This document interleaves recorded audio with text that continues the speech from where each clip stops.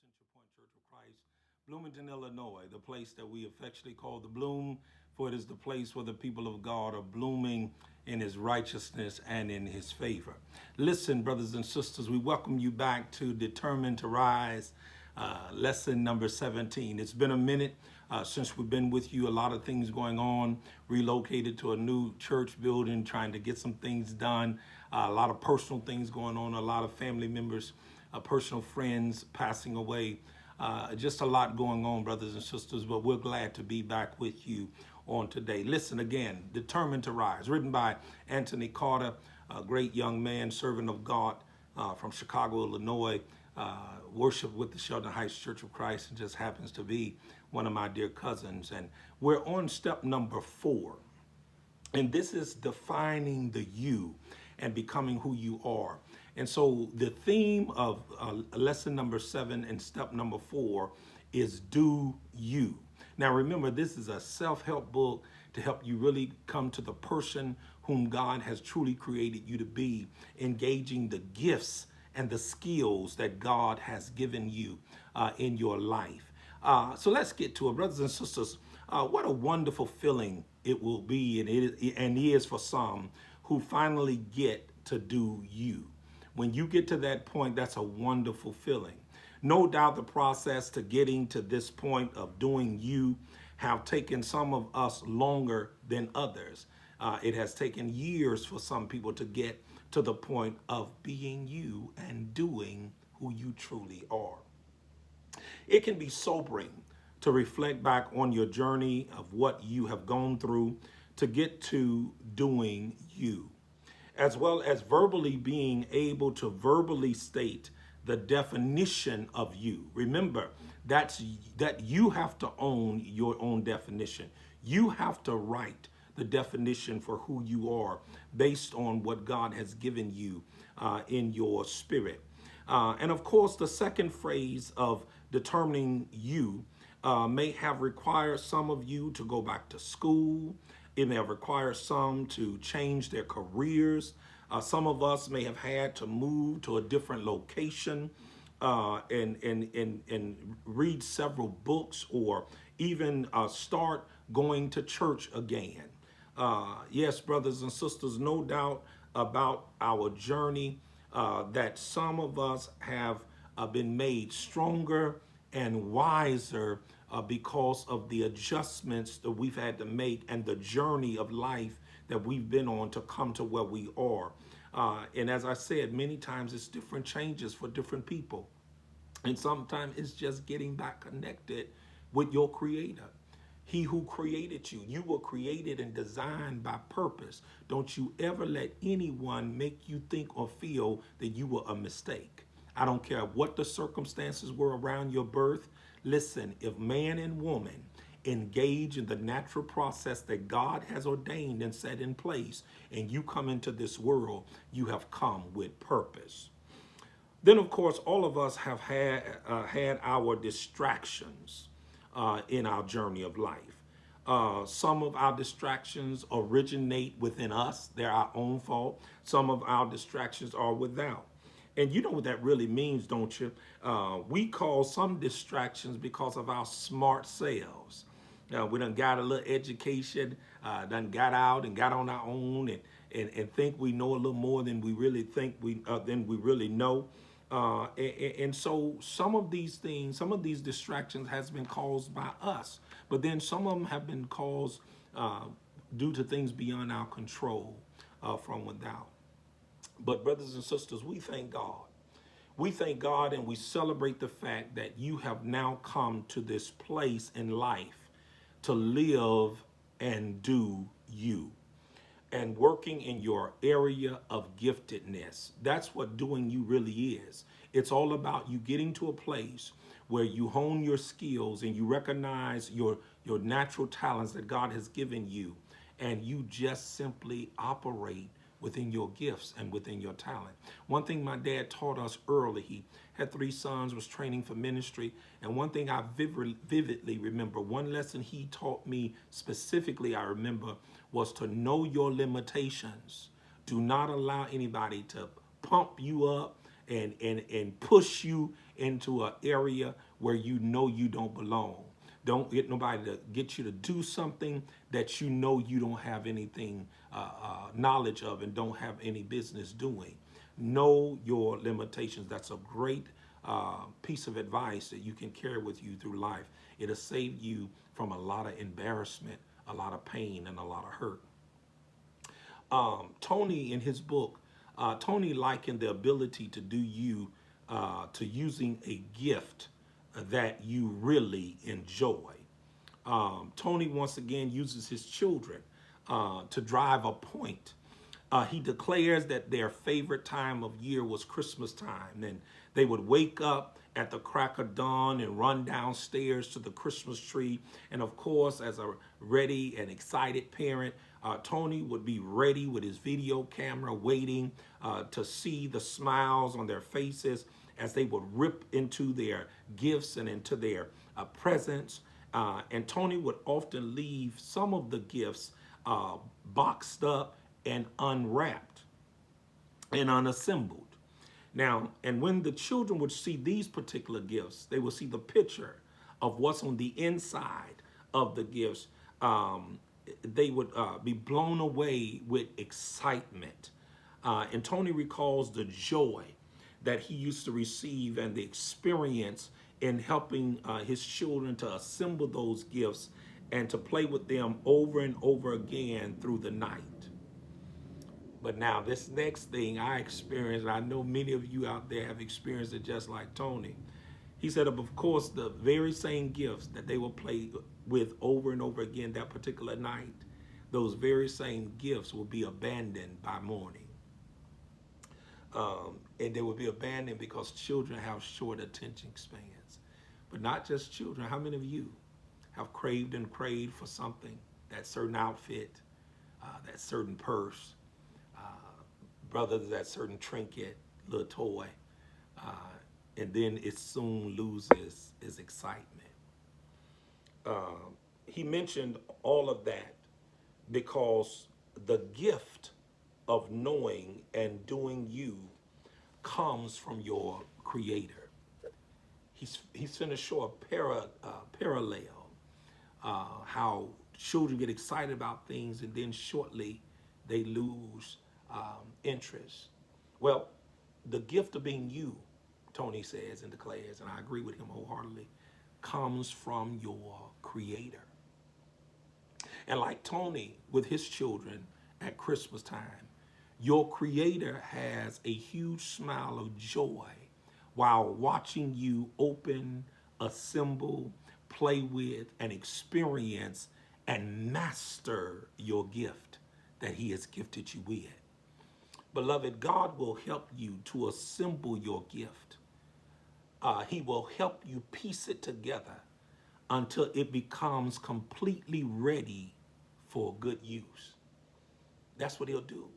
But you have to invite God to do that.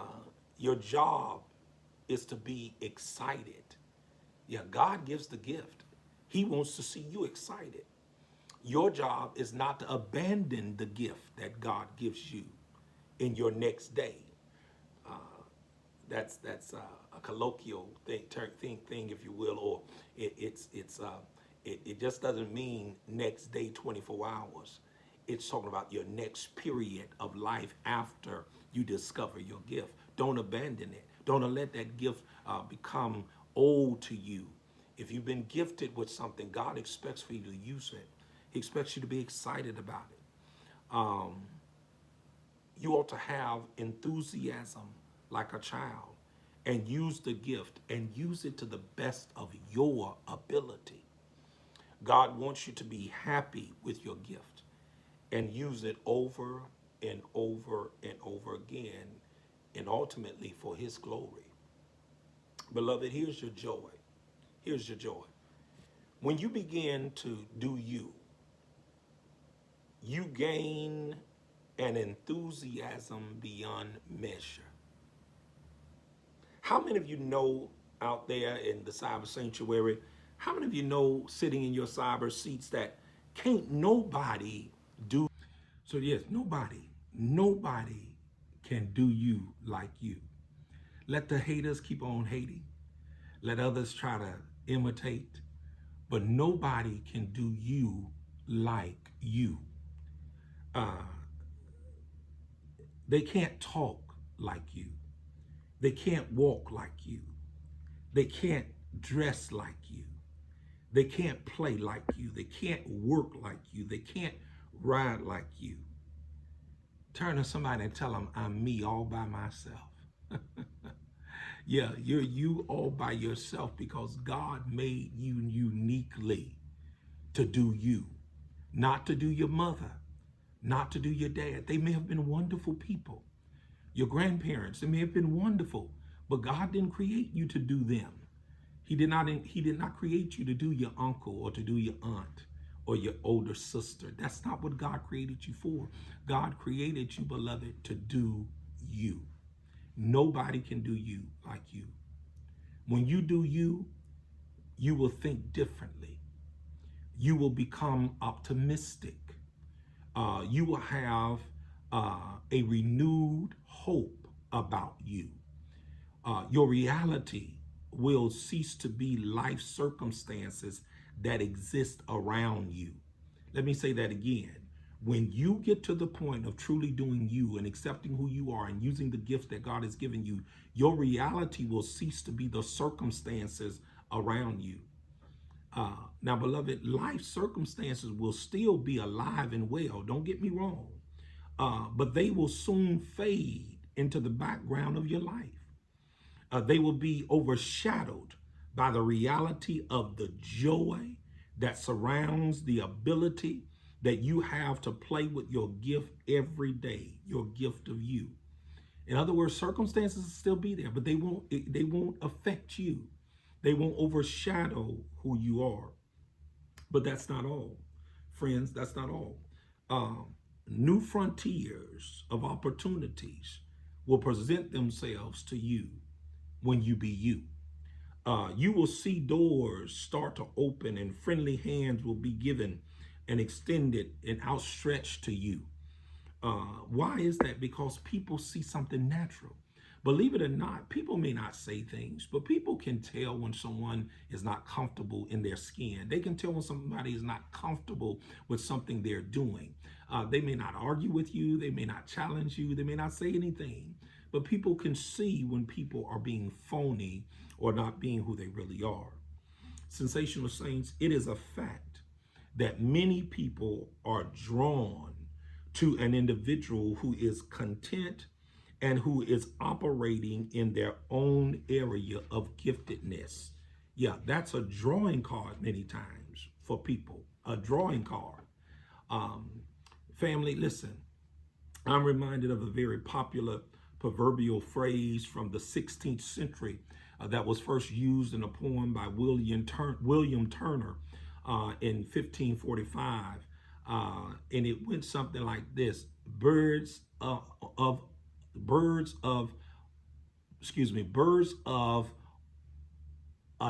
unkind, and you have to excuse me because it's in early French, early English, birds of unkind, of one kind, and color flock and fly always together. Now, in simple terms, we say it this way: birds of a feather flock together, which simply means that people with similar interests, values, or even personalities tend to relate and bond together, just as birds of the same feather, which means the same kind, would bond together. Here's the friendly warning. Heads up, here's friendly warning. Don't expect jealous-hearted people to flock to you. Let me say that again. I'm almost closing. Stay with me. Don't expect jealous-hearted people to flock to you in appreciation for your gift of you. Beloved, people will be aware of your gift by the joy that will emanate from your face as you enter the room. Can I park my mute here for just a moment? I won't stay long. And share with you, this is a real life experience. I was pastoring a church. I won't call the name of the church, but I was pastoring a church, and Things were going well. I mean, my life was good. My children was going well. Everything was well in my life. The church was growing and things were going well. And I had one member to approach me at the back door one Sunday, and she was very serious. And she had this disturbing look in her face, and she had this tone of envy in her voice. And she said, "Why is it that you always happy? Why are you always smiling?" And she meant what she said in the disposition in which she approached me. And literally, just out of response, I said, "What is wrong with you? What is wrong with you? My joy and my happiness is disturbing you? Don't expect jealous people to flock to you when you are joyfully operating in who you are."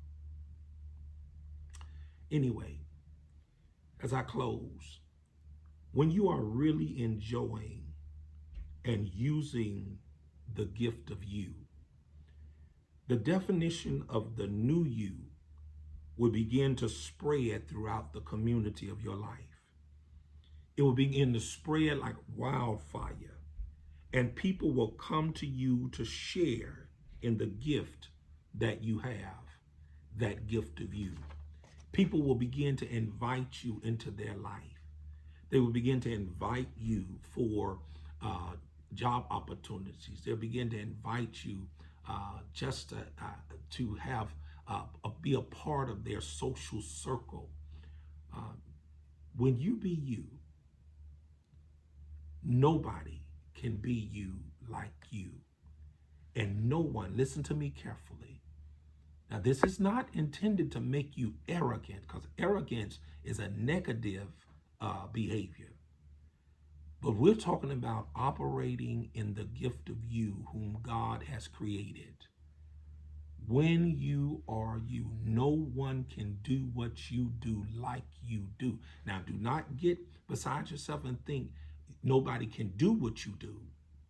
Listen carefully. Nobody can do what you do like you do. Nobody can have the personal effects on others like you do. Okay? So embrace the gift of you. Embrace the skills and the talents that God has given you. Embrace the wisdom and the knowledge that God has given you.